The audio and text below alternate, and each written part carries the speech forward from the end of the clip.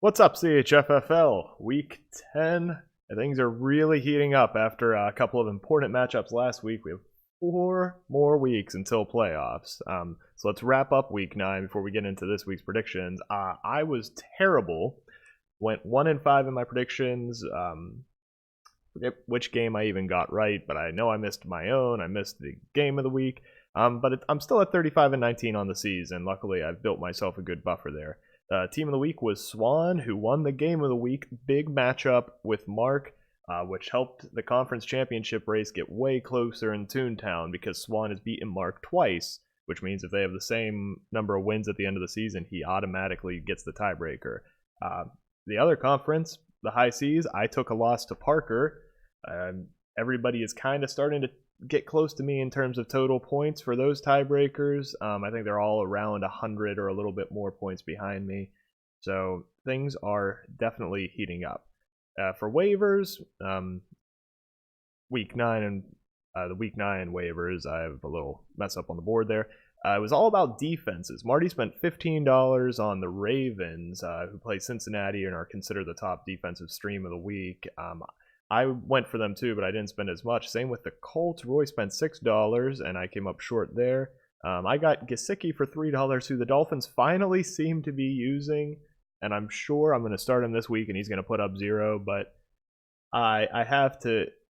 If he ends up being the NFL player I think he's going to be, and he's not on my team, I'm not going to be able to handle it. West spent $3 on the Saints defense special team. So everybody's spending their money to get those little bit of advantages as wins become very important. Getting into the matchups, let's start with Wes. After losing last week, he takes on Roy and the Buzz Lightyear. Every week now seems like a must-win for Wes. At 2-7, he's hoping he can knock off some other teams and barely get in with a tiebreaker.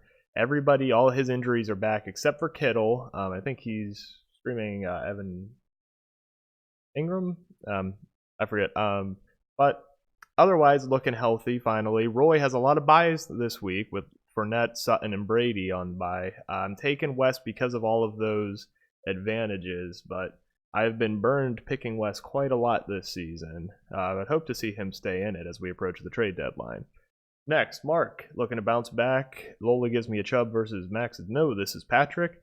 Mark needing every win now if he wants to keep the conference championship because Swan is so close, nipping at his heels.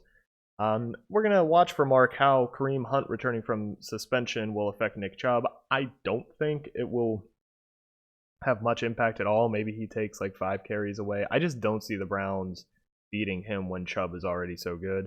And Matt Stafford has recently, within the past hour or so, been ruled out. Max is going to need to put a quarterback in there. Oh, I just see why he was asking about Kirk Cousins being dropped.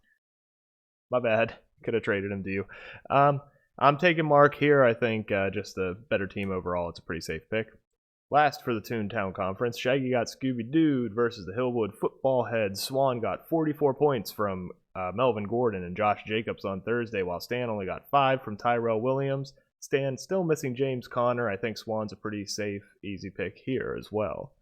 Moving over to the High Seas, the Megalodons take on my Windfall Island Nittany Lions. I got 26 on Thursday from Eckler and Allen. I was a couple points under projection, but I'm pretty happy with it.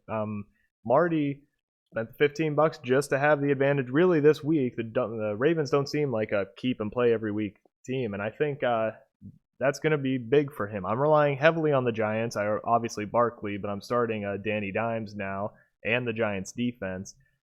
I mean, the Jets are terrible, but you never want to rely on a bad team that much. I think Marty pulls this out, and I think he pats himself on the back for spending that money on the Ravens. Getting this win will be worth it for him to stick in the race for the High Seas Conference. Next, Salty Sea Dogs versus Captain Phillips. Minnie has entered complete fire sale mode. Aaron Rodgers and maybe Carlos Hyde were the only people on his teams that struck me as maybe being worth a little bit of a chip. And Brad has buys for Sony Michel and Zach Ertz. It's a good week to get those out of the way. I'm picking Brad to keep rolling, as I think he remains my top threat in the High Seas. But really, it's anybody's game, which brings us to the game of the week between Parker's And Grant, the butt-touching booty bandits versus Blackbeard's trading company. I'm only 2 games ahead of all these people now. Is anybody going to step up and really challenge me for the conference championship? We'll see here. This could decide the 3rd playoff team in the high seas, assuming Brad and I are in. I mean, Marty's obviously in the talks too, but this is going to be important for tiebreakers. Grant got 12 points from Carr with Watson on the bye. And Parker looks like he's given O.J. Howard a chance at tight end after he has disappointed the fantasy community week after week after week this year. And Devontae Adams was back last week, got 11 targets, and looks to be healthy. I'm still picking Grant. This is the game of the week because I think it's going to be really close, and that came down to being a gut call. But best of luck to everybody. This should be fun. I know I'm getting more excited as each game is played. We'll see you next week.